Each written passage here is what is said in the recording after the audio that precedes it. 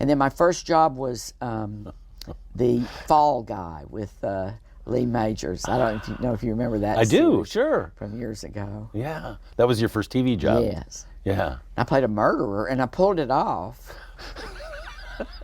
I think, I don't know, from a very early age, I was told I was special, you know. Yeah. And anything I did that got applauded, and, you know, I can remember getting to first grade and figuring out I'm not that special, you know.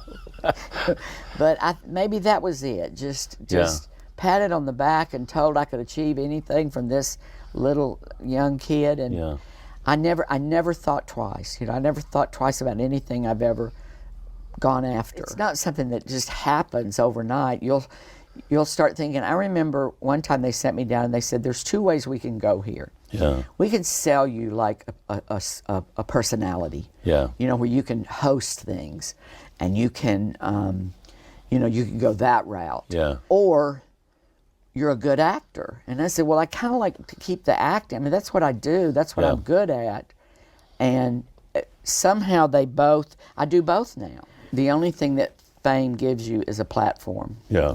And then you have to decide, am I going to give or am I going to take? Mm-hmm. And I want to give. I want to leave a mark in some ways, but I want to be of service. You know, you learn that in recovery very early on. That the way in which to stay clean and to stay sober is to be of service to another. And that takes you out of yourself. I think that's it, that I want to live a life of service to other people, and that gives me happiness. Just available.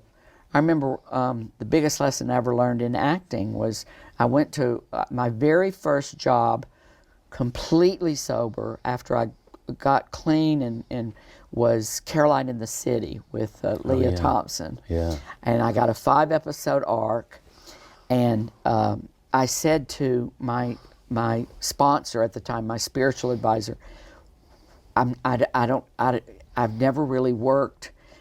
He said, listen, here's the way you approach it. This is the way you approach it. You want to be of loving service. And I said, oh, that's such, you know, new age. What am I going to do, go and pass out flowers to people? He said, no. You're of loving service to the director. It's his vision. Yeah. It's not your vision. You're there to serve the director's vision. You can certainly bring what you bring to the table, but you're there also to be of loving service to the producers. Yeah. That means you're on time. You know your lines. You don't make waves.